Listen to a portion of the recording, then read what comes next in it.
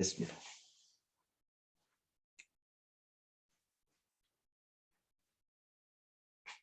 하나님께서 끔찍이 사랑하시는 산수교회 귀한 가족 여러분들 뵙게 돼서 정말 반갑습니다. 아멘. 부족한 사람 이렇게 불러주셔서 감사합니다. 아멘. 오늘 제가 드릴 말씀은 출애굽기 34장 1절로부터 있는 말씀을 전해주시려고 합니다. 출애굽기 34장 1절로부터 제가 읽어드리겠습니다. 여호와께서 모세에게 이르시되 너는 돌판 둘을 처음 것과 같이 깎아 만들라. 네가 깨뜨린 바 처음 판에 있던 말을 내가 그 판에 쓰리니 아침 전에 얘기하고 아침에 시내산에 올라와 산 꼭대기에서 내게 보이되 아무도 너와 함께 오르지 말며 온 산에 인적을 금하고 양과 소도 산 앞에서 먹지 못하게 하라. 모세가 돌판 둘을 처음 것과 같이 깎아 만들고 아침에 일찍이 일어나 그 두 돌판을 손에 들고 여호와의 명대로 시내산에 올라가니 4절까지만 읽겠습니다. 이 말씀의 내용은 모세의 인도를 받아서 시내산 앞에 이루었던 이스라엘 백성들이 모세가 산 위에 올라 40일간 있는 동안에 그동안을 정말 그들이 마음 다해서 기도하며 금식하는 마음으로 그렇게 하나님 배우는 그런 관계에 들어가는 그런 헌신의 기다림을 이루지 못하고 오히려 참지 못해서 송아지 우상을 만들어 경배했던 일들로 인해서 40일 만에 하나님께서 전해주신 이 7판을 들고 내려오던 모세가 그 장면을 목격했을 때 참지 못해서 그 돌판을 깨뜨린 그 사건 후에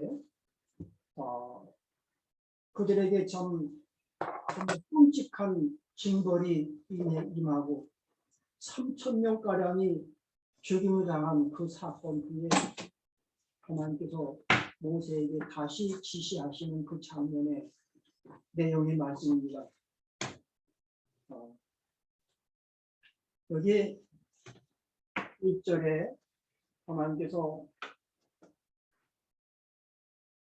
돌판 둘을 처음 것과 같이 똑같이 깎아가지고 당신에게로 나오도록 주시는 명령을 보는데요.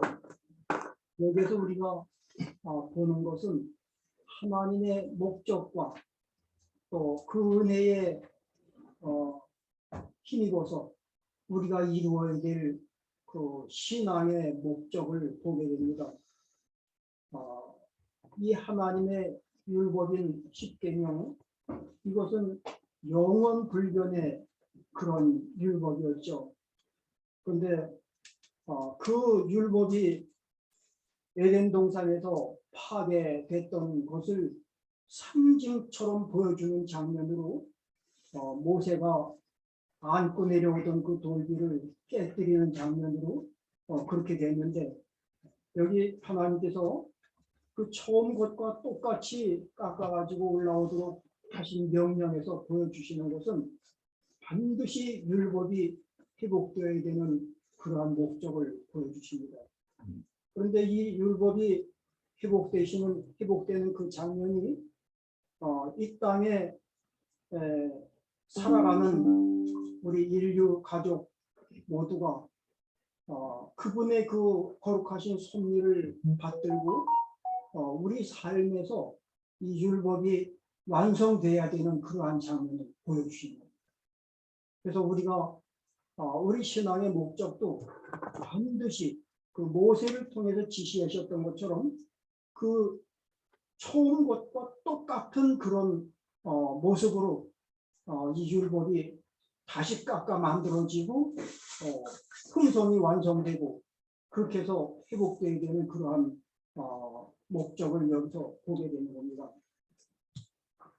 그래서 이 율법이 완전히 회복됐을 때 이 땅에 구속 사업이 완성되고 우리 죄인들의 영혼들이 하나님의 모습으로 재창조돼서 그렇게 해서 영광의 나라의 그 아름다운 장면을 영원한 평화와 행복이 이루어지는 장면을 맞이하게 되는 것을 여기서 우리가 보게 됩니다. 그런데 이 장면에서 우리가 생각해야 되는 것은요,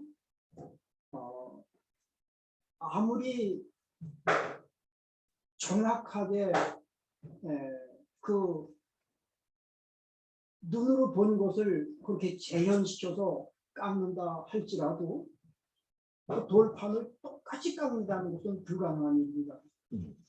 그리고 하나님의 율법을 갖다가 그렇게 완벽하게 회복시키는 그 일도 그것은 전혀 불가능한 일이죠. 근데 이렇게 불가능한 것을 하시는 하나님께서 또 이스라엘이 그렇게 우상을 만들어 놓고 반역하는 모습을 바라보면서 대노하는 것을 참지 못해가지고 그 돌판을 내던져서 깨뜨릴 것도 아셨던 하나님께서 왜 이 일을 이렇게 하셨을까 하는 그런 장면을 보게 되는 겁니다. 이것은 전혀 우리 인간이 처음 것과 똑같이 그렇게 회복할 수 없는 것을 아시는 하나님께서 분명히 이 사건을 통해서 우리에게 보여주시는 그런 어떤 섭리의 목적이 있으신 것을 보게 됩니다. 그래서 이 장면을 통해서 저는 오늘 우리가 어떻게 하면은 하나님의 뜻에 일치한 그분께서 그 지시하시는 그 말씀대로 율법이 회복되고 우리의 품성이 완성되고 우리의 영혼이 그렇게 하나님의 모습으로 재창조돼서 그분을 맞이할 수 있을까 하는 그런 방법에 대해서 함께 좀 살펴보려고 생각을 하는 겁니다. 사실 이 율법을 깨뜨리는 이 장면은 실제로 그 돌판이 다 깨어져서 쪼가리 난 것처럼 우리 인류 가족들이 다 깨진 돌판의 쪼가리들처럼 그렇게 다 부서져서 흐트러진 이 장면, 이것을 갖다가 참 그 가슴 아픈 장면이죠. 제가 이 장면을 어디에서 그것을 봤는가 하면은 사무엘하 16장에 보면은요, 그 압살롬의 반역하는 장면이 나옵니다.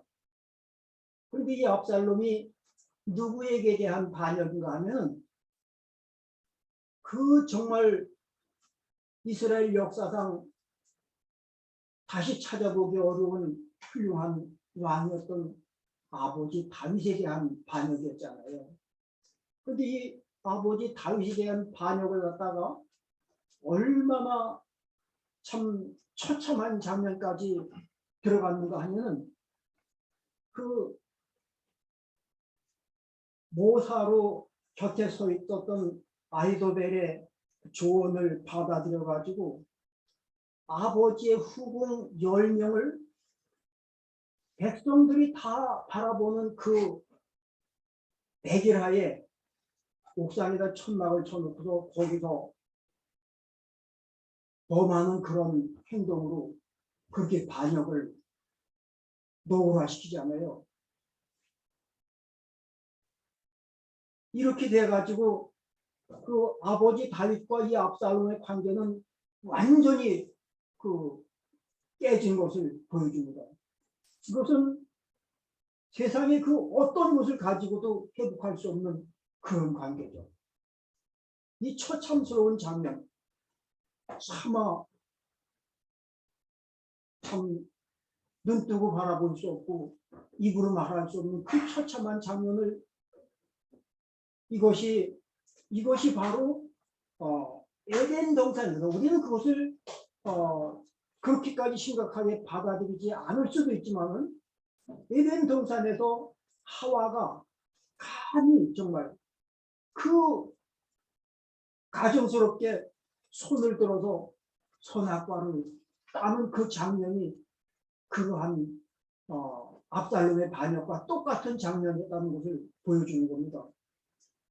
그런데 이렇게 파괴된 이 관계를 어떤 것으로도 회복할 수 없는 그러한 그 무참한 장면을 이것을 갖다가 회복하는 일이 지금 우리가 맡아 있는 이 구속 사업이라는 것을 우리가 잘 아는 바입니다. 이 파괴된 장면을 이것은 전혀 우리 인간의 힘으로 해결할 수 없는 복구할 수 없는 그런 장면이지만 이것을 복구하기 위해서 나서신 것이 누군가 하면은 우리를 창조하신 우리의 창조주, 우리의 아버지 하나님이신 그분이시라는 걸 우리가 잘 알지 않습니까? 그래서 이분께서 나타나신 것은요, 저는 이스라엘 백성들이 정말 너무나도 극심하게 소리치고 원망해야 되는 것을 이기지 못해가지고 모세가 그 바위를 2번 때린 장면이 말이죠. 그것은 우리가 흔히 알고 있는 대로 예수님은 십자가에 1번 달려 돌아가신 일이지 2번 달려 돌아가신 일이 아니라고 우리가 그 장면에서 알고 있잖아요. 그런데 저는 이 2번 때린 장면에서 뭘 보는가 하면은 우리 사람이 말이죠.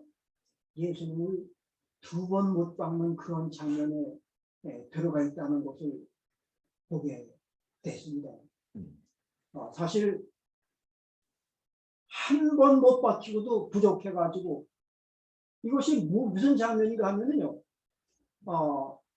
우리가 당해야 될 이 죽음은 아니 우리가 지금 이미 죄와 허물로 죽었다고 해서 2장 1절에 말씀하셨는데 그 허물과 죄로 죽은 우리가 다시 맞아야 될 2번째 죽음인 그 영원한 유황불에 사루어진 그 장면을 예수님께서 겟세마네 동산에서 그 장면을 통과하시는 장면을 보여주는 거거든요.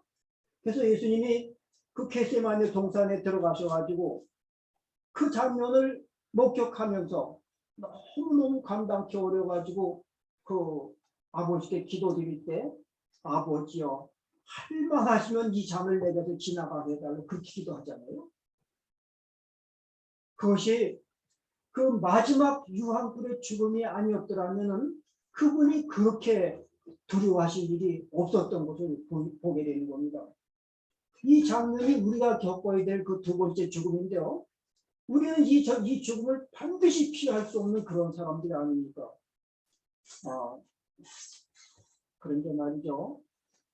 우리가 분명히 알아야 되는 것은 오늘날 우리가 이 받아 가지고 있는 이 구속 사업, 이 복음의 기결은 히브리 8장 10절에 말씀하신 것대로 하나님의 율법이 반드시 회복이 되지 아니하면은 우리 영혼들이 우리의 심령 속에 이 율법이 회복되지 않고는 우리가 하나님의 백성이라는 그 칭호도 받을 수 없다는 사실을 보여주는 것을 알아야 됩니다.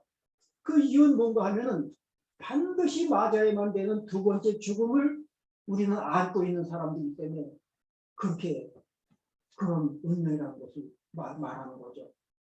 그래서 이 2번째 죽음을 갖다가 해결하시기 위해서요.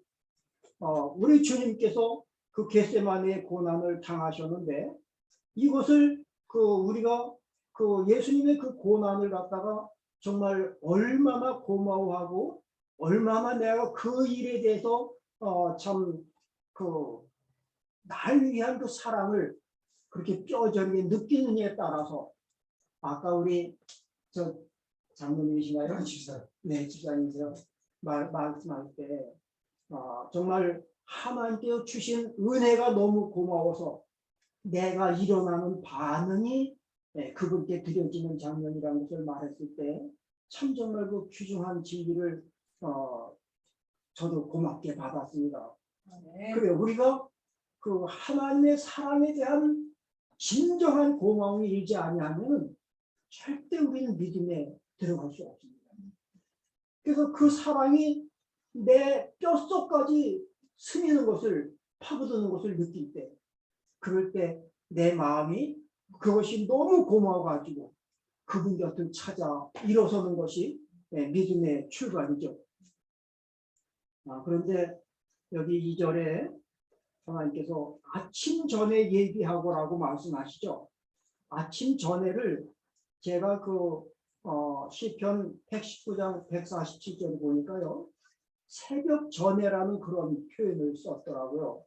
그런데 또 시편에 2번을 또 반복해서 말씀하신 무슨 말씀이냐면 내가 새벽을 깨우리로다라고 그런 말을 하거든요. 그것은 무슨 뜻인가 하면은 새벽을 깨울 수 있는 사람은 새벽 전에 준비가 돼 있어야 되는 걸 말하는 거거든요. 지금 우리가 처해 있는 이 시기에는, 이 시점은 죄의 밤중이라고 우리가 생각하지 않습니까? 이것은 죄의 밤중이면서도 또 내가 걸어가야 될 밤중에 그런 행로라는 것을 보여줍니다. 그런데요, 우리가 기도할 때 눈을 감죠. 근데 저는 그것을 왜 눈을 감는가를 제가 좀 곰곰이 생각해 봤어요. 눈을 감는 이유는 시선을 집중하기 위한 게 목적이 아닐까요? 네. 그래서 우리 정신이 집중돼야 하나님과 교통이 이루어지는 그것 때문에 눈을 감는 거죠. 그래서 눈을 뜨고는 이 정신이 집중되지 않으니까요. 근데 제가 경험상 깨달은 것은요, 캄캄한 밤중에 정말 달빛도 없는 캄캄한 밤일수록 더 좋더라고요. 만약에 내가 염려스러워갖고 브러시라도 잠깐 반짝하고 켜서 길을 비추는 순간은 정신이 흩어지는 걸 느끼겠더라고요. 그래서 이렇게 캄캄한 밤에, 아주 정말 칠흑 같은 밤에, 단지 발의 촉감으로 길을 찾아가는 그런 밤에 정말 완전하게 집중된 그런 정신으로 하나님과 그렇게 교통을 이룰 때, 그럴 때 온 심령을 그분께 쏟아놓는 그런 기도가 정말 잘 이루어지더라고요. 그래서 여기 시편 기자가 하신 말씀, 내가 새벽 전에 준비하려는 그런 자세. 그래서 새벽 전은 4시 전이에요. 그래서 4시 전에, 저는 그래서 그 시간을 신들의 시간이라고 제가 이름을 지었는데, 그 시간에 하나님을 만나는 그런 그 간절한 마음, 정말 내가 너무 그분의 사랑이 그립고 아쉬워서 정말 그분을 만나서 그분께 말씀을 듣고 그분으로부터 가르침을 받고 그분과 기도로 교통을 하면서 그렇게 그분을 만나뵙는 그런 경험 속에서 내 영혼이 준비가 된 그런 사람들이 새벽을 깨울 수 있다는 것을 보여줍니다. 네, 그래서 우리가요, 정말 그렇게 정말 간절한 마음으로, 저는 무슨 생각을 했냐면요, 노아가 120년 동안을 방주를 짓잖아요. 근데 그 시대에 2000년이라는 세월 동안 사실 그 당시에는 1000년 가까이 산 사람이 여러 사람이 있었잖아요. 근데 그들이 한 번도 빛방을 구경해 본 적이 없잖아요.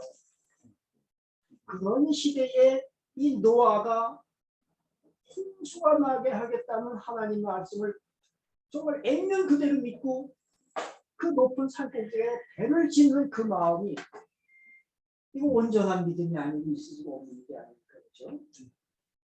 그것이 바로 하나님의 사랑에 완전히 조화된, 아까 장로님 말씀하실 때 미쳐야 된다는 거 말씀하셨는데요, 정말 그분의 사랑에 미치고 나면요 세상에 아무것도 보이는 게 없습니다. 간혹 유혹이 와서 머리에 스민다 할지라도 아니야 하고 돌리면 그걸로 끝이에요. 세상을 바라볼 만한 게 정말 아무것도 없습니다.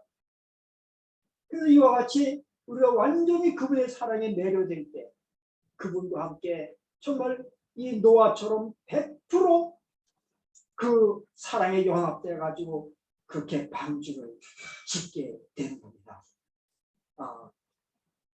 네, 이제 우리 다시 그 압살롬의 이야기로 들어가서요. 압살롬이 그것은 이건 반드시 둘 중에 누구 하나가 죽어야 끝나는 그 전쟁이 시작됐잖아요. 이 전쟁은 반드시 둘 중에 하나 누구 죽어야 되는 겁니다. 압살롬이 죽지 않으면 아버지가 죽어야 되는 거예요. 근데 우리가 아는 바들은 누가 죽었죠? 압살롬이 죽었죠. 네. 이것이 상징적인 거기 때문에 압살롬이 죽은 겁니다. 압살롬이 그 참나무 가지에 머리채가 걸려가지고 대롱대롱 매달리는 것을 그 요압 장군의 그 검을 든 자가 쫓아와서 압살롬 매달렸다고 얘기할 때, 그래서 너 어떻게 했니? 내가 그냥 보고만 왔습니다. 그때 요압이 뭐라 그래요? 난 너와 같이 그렇게 할 수 없다. 그러니 달려가가지고 창으로 찔러 죽이잖아요, 그죠? 그 요압, 그 압살롬은 반드시 죽어야만 되는 루스벨을 상징합니다. 이 루스벨의 죄는 결코 속죄가 될 수 없는데 루스벨의 죄는 하나님께서 누차 그를 돌이키려고 그렇게 회복시키려고 설득하셔서도 그걸 거절했음에도 불구하고 거절했었던 것이고 또 한 가지 문제는 이 루스벨은 자기 스스로가 만드는 그런 그 반역죄였기 때문에 우리는 루스벨의 유혹에 의해서 만들어진 반역자들이잖아요. 이 종류가 다른 겁니다. 그래서 루스벨은 절대로 속죄가 될 수 없어요. 그래서 이 압살롬이 죽은 것은 그걸 상징하는데 그런데 그 압살롬의 죽은 그 사건 때문에 다윗이 그 통곡하는 장면 여러분들 아시죠? 다윗이 그 장면 듣고는 압살롬아 내가 널 대신해서 죽었어야 되는데 그래서 압살롬 내 아들 압살롬 그걸 통곡하잖아요. 그 장면을 그 목숨 걸고 전쟁한 그 군사들이 그 장수들이 정말 죽을 죄를 진 것처럼 고개를 떨구고 성문으로 들어가는 그런 역사의 체계를 봅니다. 그 전쟁에서 오히려 죽었어야 되는 것은 아버지 다윗이었었죠. 그것이 그렇게 돼야 됐던 이유는 바로 우리의 아버지신 하나님께서 우리 대신해서 죽으셔야 되기 때문에 그런 겁니다. 이 일이 그렇게 되는 것이 마땅한가요? 우리를 창조하신 우리 아버지, 우리의 주님 그리스도께서 죽는 것이 마땅한 일인가요? 이건 절대로 그렇게 되지 말았어야 되는 일입니다. 그것이라도 그분께서는 우리를 곁에 데리고 살지 않고는 당신이 사는 재미가 없으셔서 그렇게 하셨습니다. 이런 사랑을 보시면서 우리가 어떻게 되겠죠? 이 사랑에 감동됐다면 정말 이 사랑을 내가 이해했다면 우리 정말 이렇게 있을 수 없습니다. 우리 정말 압살롬과 똑같은 그 반역자의 신분으로 그리고 산수리나무 가지에 매달려서 요압 장군이 던지는 창을 바라봐야 되는 그런 운명에 놓인 우리 자신들이 나를 대신해서 돌아가신 그 아버지를 바라보고 있습니다. 그 아슬아슬한 순간에 우리가 처해 있으면서 우리가 이렇게 있을 수 없거든요. 그렇습니까? 우리는 지금 이 순간이라도 정말 마음 다해서 그 사랑에 내가 반응을 100번 죽어도 모자란 만큼 나타내는 것이다. 이것은 무슨 일인가 하면은 당신의 그 영원한 생명을 나에게다가 돌려주시기 위한 그런 목적이었던 겁니다.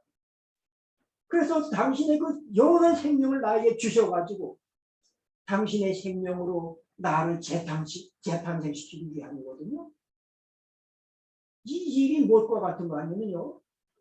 예수님이 누가복음하고 마태복음 1장하고 곧 보면은 예수님이 어떻게 탄생하셔요? 누가복음 1장에도 그 장면 나오고 예수님을 잉태시키기 위해서 성령으로 가는 성령께서 임하시죠. 그죠? 네. 성령께서 마리아에게 임재하시죠. 근데 저는 그 장면을 정말 참 적당하진 않지만 어떻게 생각했냐면요. 예수님이 성령으로 잉태돼가지고 마리아의 육신의 유전을 통해서 그렇게 인성을 입고 탄생하신 그 장면이요. 그래서 완전하게 신성과 인성의 연합으로 그렇게 탄생된 그 장면, 우리 인간의 두뇌로 이해할 수 없죠. 그렇죠? 근데 똑같은 방법으로 성령의 임재로 우리도 신성과 인성의 연합체로 탄생되는 장면을 보여주는 거거든요. 네. 그것을 어떤 장면으로 우리가 이해할 수 있는가 하면은 정말 죄송한 예화지만은요. 계란을 깨뜨려 보면은 노른자와 흰자가 완전하게 연합되어 있죠. 그죠?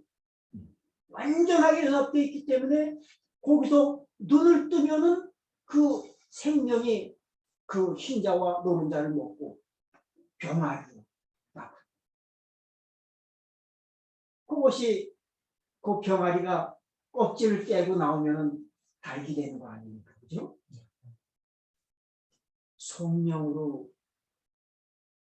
성령의 임재를 그대로 내가 담뿍 받아들여서 그 아버지의 사랑이 너무 감격스러워서 받아들일 때 그것을 저는 성령의 임재라고 그렇게 보는 겁니다. 그래서 성령께서 임재하신 것을 내가 완전히 담뿍 받아들여가지고 성령과 완전히 연합돼서 예수님의 생명으로 재탄생되는 이것을 거듭난다고 그렇게 봅니다. 그렇게 해서 거듭 탄생된 그 생명이 우리 속에서 역사를 일으켜가지고 이 덮어쓰고 있는 껍질을 깨는 그날,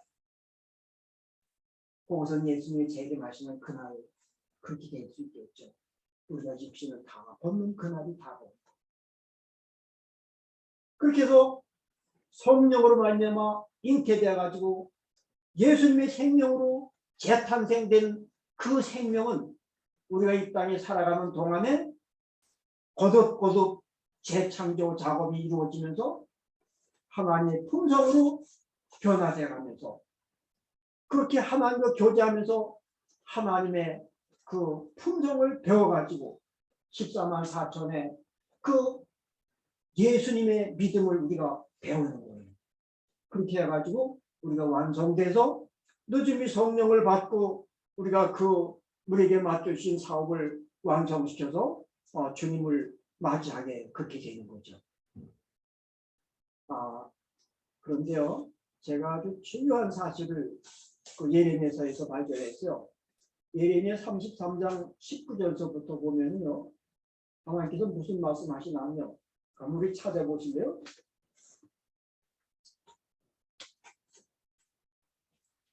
예레미야 33장. 제가 이것은 우리가 혹 모르겠어요. 다 그렇게 하시라고 저는 말씀드린 건 아니지만 혹 밤에 기도하러 나가실 거라면 이런 약속들이 필요하다는 것을 제가 이제 그 산에 기도할 때는 굉장히 저도 두려움에 떨어요. 정말 두렵습니다. 정말 눈에 보이는 마귀와 일전을 치르는 것 같은 그런 두려움을 겪을 때가 아주 수도 없이 많아요. 그럴 때마다 제가 성경에 말씀하신 그 하나님의 약속을 되뇌이면서 주장하고 의지하고 그러거든요. 근데 여기 예레미야 33장 19절부터요.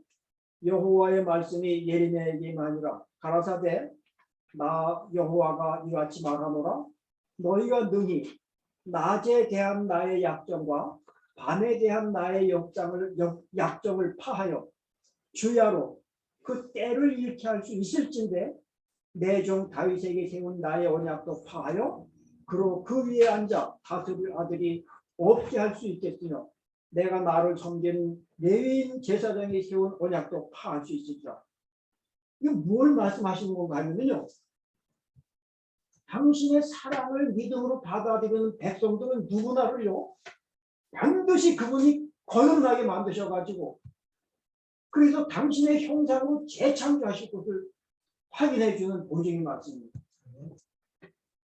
이와 같이 확실한 약속의 말씀을 저는 아주 정말 굳게 붙잡고 매달리고 그렇게 하면서 제가 산을 헤매던 그런 경험이 있습니다. 근데 이제 지금은요 산에 가서 전혀 그게 없어요. 제가 그렇게 전혀 없는 그 이유는 뭔가 하면은 마귀가 어디는 없나요? 지금도 내 옆에 있을 수 있잖아요. 그죠? 내가 편안하게 방에 앉아서 말씀을 파고 연구할 때도 거기서 마귀 있을 수 있는 겁니다. 그래서 제가 혹 가다가 무서운 생각이 슬쩍 스친다고 하면 마귀가 또 장난하는구나 이래요. 제가 때때로는 불쌍한 마귀가 제가 그럴 때도 있거든요. 근데 사실 우리가 이러한 약속을 갖다가 딱 움켜쥐고 믿음으로 매달릴 때에는요 마귀가 아무리 능력자라도 우리한테 정말 성경에 말씀하신 하신처럼 한 살도 우리에게 쏠 수 없다는 것을 우리는 믿을 수 있어요. 우리가요 참 그렇습니다. 하나님께서도 우리에게 말씀하셨는데요. 우리가 하나님의 율법과 완전히 조화를 이룰 수 있기 위해서는 반드시 성령과 연합하고 신성과 인성이 연합될 때만 가능하다는 것을 말씀하셨거든요. 그것이 믿음과 행함 95페이지에 그렇게 말씀을 하셨어요. 제가 이제 시간상 마무리 말씀을 드리려고 생각합니다. 우리는 지금 우리를 기다려 주시는 이 은혜의 시기 동안에 더 이상 시간을 미루고 낭비하지 말아야 됩니다. 우리는 정말 순간이라도 낭비하지 말아야 되고요. 제가 다시 말씀드리지만은 젊을수록 정말 좋습니다. 제가 나름대로 좀 이렇게 곰곰이 생각해 본 것으로는요. 어릴수록 아주 좋아요. 어릴 때일수록 그 하나님의 사상을 받아들이기가 정말 좋은데 그 이유는 뭔가 하면요. 나이가 들수록 이 주입식 교육에 의해서 이 사고가 다 굳어져 버려요. 그래서 주입식 교육이 만드는 역사는 뭔가 하면은요. 회개를 만들어주지 못하기 때문에 사고를 다 잠들여 가지고 스스로 뭘 할 수 없는 살아있는 로봇을 만들어요. 그렇게 해가지고 다른 사상을 받아들이기가 어렵고 자기 스스로 어떻게 하려는 그 노력을 하기 어려워요. 그렇게 돼가지고 점점 굳어져가지고 딱딱한 길바닥처럼 그렇게 만들어져요. 그래서 나이가 들수록 더 그 회개와 기도의 시간은 길어질 수밖에 없습니다. 그 이유는 뭔가 하면은요. 딱딱한 길바닥에 하나님께서 당신께서 급하다고 소낙비를 쏟아 부어주시면 큰일 나요. 그 이유는 뭔가 하면 흙이 다 떠내려 없어지고 말거든요. 그래서 이것을 정말 느낌도 없이 적셔줄 수 있어야 아주 속까지 푸근히 젖는 그 이유 때문에 정말 느낌 없는 이슬비밭에는 거기에 소용되는 게 없어요. 그래서 나이가 들수록 그게 어려워지는 겁니다. 그래서요, 아직 젊을 때, 아직 우리가 나이 더 들기 전에 작정하게 하나님 곁을 찾으시기 바랍니다. 그렇게 하시면은요, 하나님께서 분명하게 당신의 약속을 이루어 주시고 나를 당신의 모습으로 재탄생시켜 주시고 그리고 우리의 품성을 완성시켜 가지고 늦은 뒤로 우리에게 부어 주셔서 우리를 정말 마음대로 쓰실 수 있는 그런 일꾼을 만드시는 겁니다. 제가 계시록 18장을 연구를 해보니까요. 제가 그때 무슨 생각이 들었냐면 거기 하늘로부터 또 다른 큰 음성이 들리는 그 장면을 제가 이거는 하늘의 사자다 제가 그렇게 봤어요. 그 이유가 뭔가 하면요, 우리 힘으로 이 사업을 빨리 마치지 못하기 때문에 하나님께서 그렇게 급하게 서두르셔요. 그래서 하늘의 일꾼들을 쓰시는 겁니다.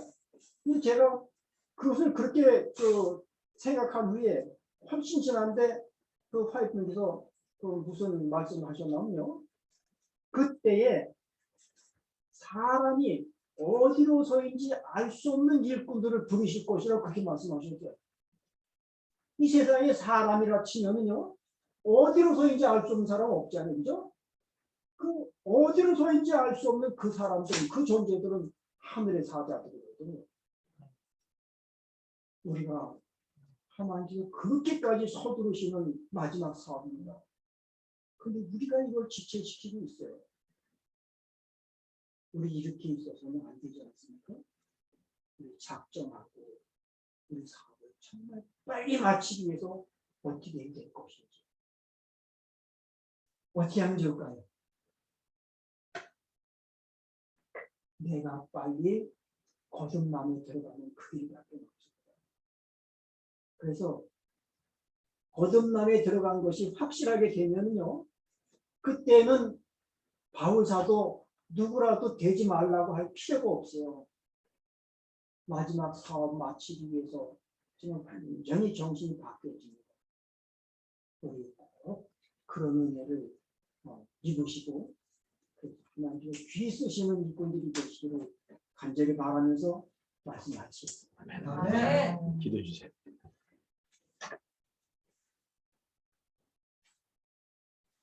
하늘에 계신 우리 하나님 아버지, 오늘 우리를 이처럼 사랑해 주셔서 우리를 찾아 이곳에 함께 임재해 주시고 우리에게 성령을 통하여 말씀을 들려주신 아버지 감사합니다. 이렇게도 긴박스럽고 위급한 이때에 원수 마귀가 우리를 멸망시키려고 무참하게 덤벼드는 그런 모습들을 바라보면서 우리가 이제는 더 이상 지체할 마음이 없어서 아버지 앞에 머리 조아립니다. 불쌍히 여겨주시옵시고 우리를 받아주시옵시며 아버지여, 우리가 신속하게 그 은혜에 이르기 위해서 결심하고 아버지 보좌 앞에 나갈 수 있도록 이끌어 주시옵소서. 아버지께서 이 안식일 남은 시간 동안에도 넉넉하신 은총으로 우리를 도와주시옵기를 바라오며 특별히 아버지께서 사랑하시는 우리 산수유 교회 위에 참으로 거룩하신 권능이 함께 하시옵시고 우리 장로님 네 분에게 또 이 가족들 모두에게 큰 은총으로 함께 계셔 주시옵소서. 우리를 사랑하시는 예수 그리스도의 보혈로 모자하여 감사기도 드리옵나이다. 아멘. 아멘.